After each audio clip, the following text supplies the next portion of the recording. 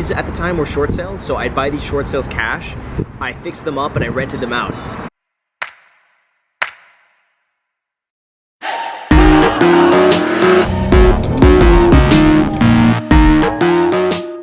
What's going on, guys? It's Ricky with TechBud Solutions. So today we have my friend Graham, and just to start off the video, his link is going to be provided for you down below if you guys want to go ahead and follow him. So for today's video, for the making of the Millionaire, if you guys haven't watched the previous videos, we pretty much just talk about best practices, some mistakes that some gurus in specific markets can in a sense talk about. So today I have Graham. He's a real estate agent, but he's a real estate investor himself as well. He started at a very early age. So I think for all those aspiring real estate agents or entrepreneurs that want in a sense look for different sources of income, this could definitely be a video on learning from his best practices, his mistakes, and what led to his success of actually becoming a millionaire. So let's go ahead and start off by kind of just introducing yourself. Yeah, definitely. Yeah, my name is Graham Stephan. So I started selling real estate shortly after I turned 18 years old. And I think basically as soon as I turned 18, I just got my license. And I began working in real estate as a real estate agent. And long story short, from there, I basically saved up all the money that I made from selling real estate. Everything. I mean, I lived like a hermit crab. I didn't spend any, besides buying a Lotus was the only thing I really spent my money on. And that was like at my first commission ever. At 19 years old, I just blew it all on a Lotus. Besides that, I pretty much saved everything. And then in 2011, I was 21 years old, and I started noticing real estate prices were really cheap. And I had all this money saved up from basically 3.5 to almost 4 years of earning commissions as a real estate agent. And I started buying properties, and these at the time were short sales. So I'd buy these short sales cash, I fixed them up, and I rented them out.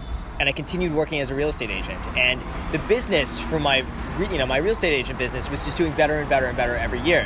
So I was able to save more and more and more money. And then not only that, but I had rental income coming in after 2011, which really helped out. And from there, I was basically able to parlay that into a net worth of over $1 million by the time I turned 26. And a lot of that was due to just doing well, I guess, as a real estate agent and having commissions. But I think the biggest part of that was just investing consistently and saving as much money as possible.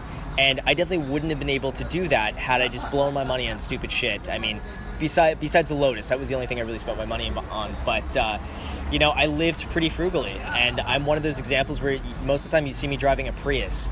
And I'm not this flashy guy that you see driving a Lotus down Rodeo Boulevard. Like, most of the time, I'm in like a 2016 Toyota Prius, and you would have no idea.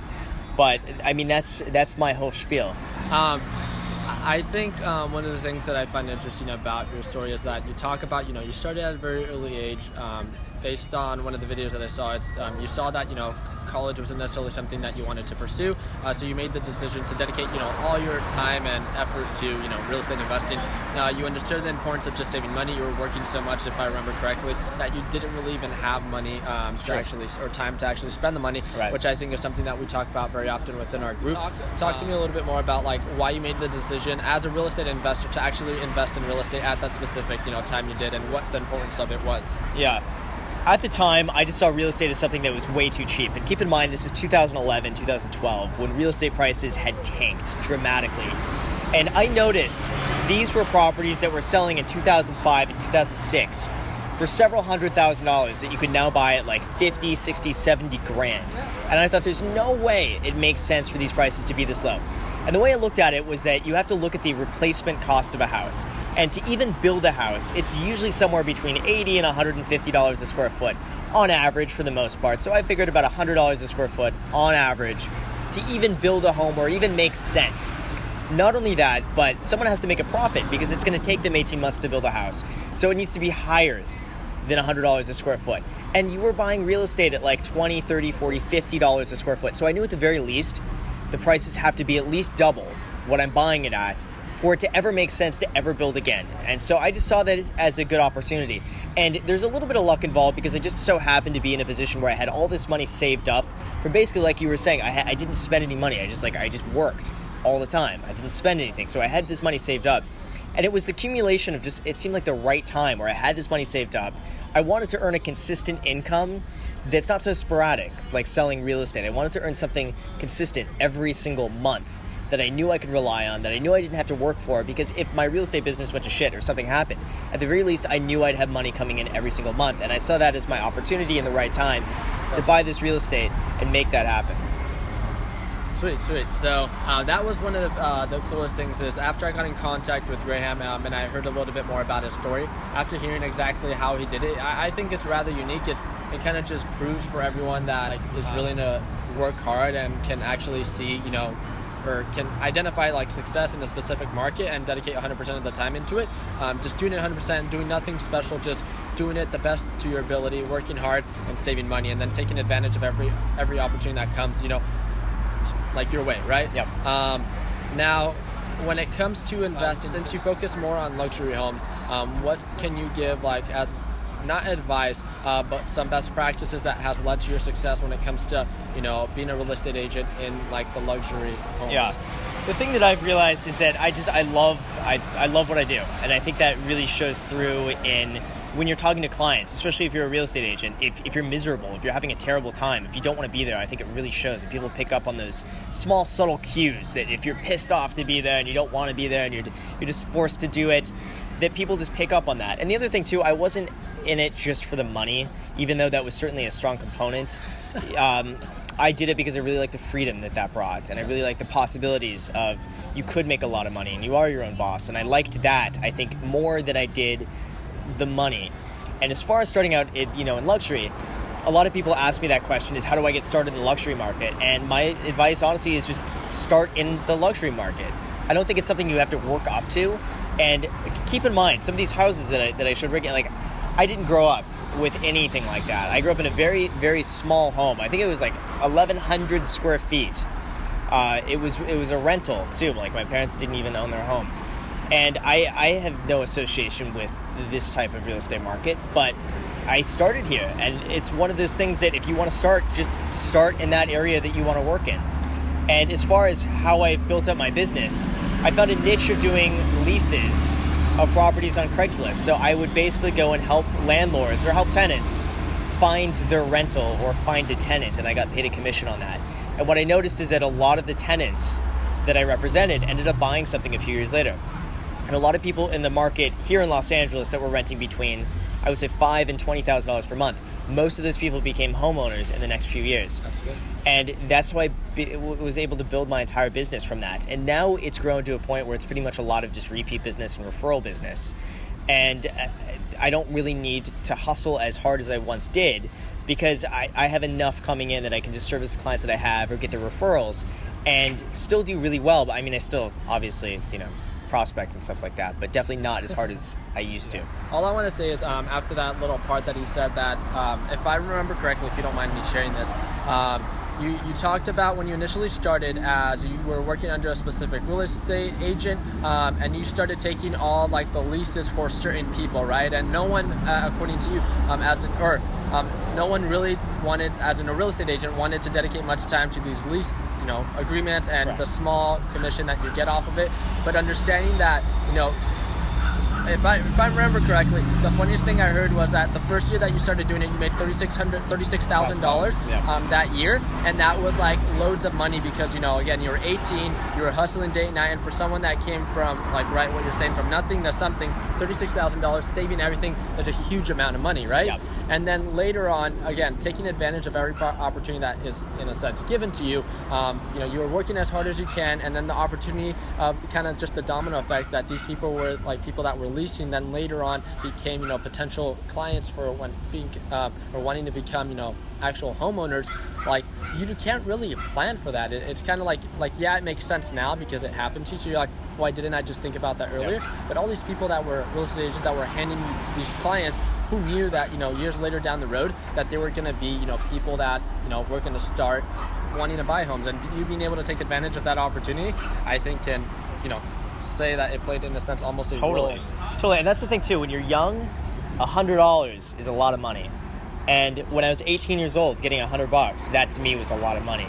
Earning $36,000 my first year, to me that was a lot of money. Definitely. It's still a lot of, still a decent amount of money, Yeah. but especially when you're 18 years old, that is a lot of money.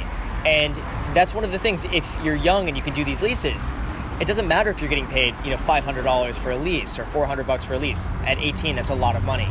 So getting through that at a young age, in my opinion, is so important, because by the time you're older and those $500 commissions turn into $100,000 commissions or more, then it really starts to add up, and you're glad you put in the time in the beginning. Definitely. And with that, saving as much money as you can, because that just gives you the opportunities to go and take advantage of things when you see them. Like, if I didn't save my money, I wouldn't have been able to buy the properties in 2011, 2012. Yeah. And I would definitely not be here today if I was an idiot and just like every weekend, just bottle service, renting cool cars all the time, lease that Lamborghini. Like, if I did stupid stuff like that, you blow it. It doesn't matter how much money you make. It matters, honestly, to me, how much money you save and how much of that money you get to use at the end of the day. Definitely. And that is what I think is one of the most important things. So sometimes the person who's making $50,000 a year is way wealthier than the person who makes $200,000 a year, but just spends it all. Definitely.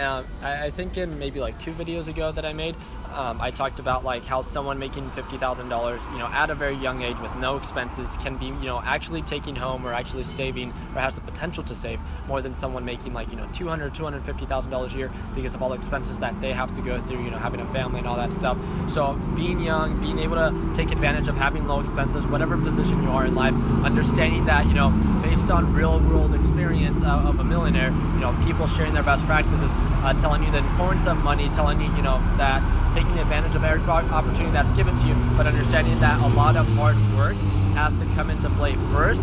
So when these, opportunities do come into play, that, you have the money, you have the capital to make it happen. And that's really what it is. It's, working as hard as you can. So at the time when you do get somewhat lucky, you have the opportunity, right? Yep. You have the capital, and you were smart enough to save to make the most you can out of that money. But anything else to say? Yeah, definitely. And I think the last piece of, thing that I want to mention on this is that it's very easy to see something from the surface level, and you see someone who's been successful, and you see everything that they have, and it's very easy to make, judgments or assumptions without getting the true picture. And honestly, there's a lot of work that went into this, and it took me, I would say, almost 9 years to be able to get to where I am today. Keep in mind, that's 9 years of just consistent grinding and consistent hustling and saving and investing for 9 years to get to this point. And it's not something that happened in a few years or happened in even it took me 9 years to get to this point. So there's definitely a lot of hard work that goes into it. And it's one of those things too that just, I would go in with it not expecting you to do this in like a year, but it's something you can do long term and do really well at if you stay consistent with it. Yeah. But overall, I want to thank again Graham for being a part of, in a sense, the Making of a Millionaire. So I hope you guys liked this video. If you guys did, feel free to give it a thumbs up. But most importantly, be sure to follow Graham stuff. And he films amazing videos that are like, he's super, I actually didn't know this about him, but you're super like specific on like how he likes the camera. If you guys watch any of his videos, they're like, top quality information. He gets right to the point. He gives you like real like data on just how he became successful. So like we know, like with our group of Untitled Solutions, one of the most important, I think, just things that we share within our community, our best practices and our mistakes in effort to promote overall growth. And I think, Graham is a perfect example of, someone to almost, view as a mentor. So, cool. But I want to thank him again for coming out. I think it's been like a month before we actually I think so. met up. But overall, amazing time here. This food's actually pretty good. The flies right now. Yeah, there's this one fly that's been going here, and then like some crazy guy that's been like right over here that you can't see him because he's off camera, but maybe he's like around here somewhere. But overall, thank you guys again so much for watching. If you guys aren't a part of Untitled Solutions already, again, the link is provided for you down below. We're a little bit over 27,500 members now worldwide, and the thing that we do best is we provide a supportive community for both new and experienced traders. Other than that, thank you guys again so much for watching. Hope you guys have an amazing day, and like always, let's make sure that we end the year on a green note. Take care, guys.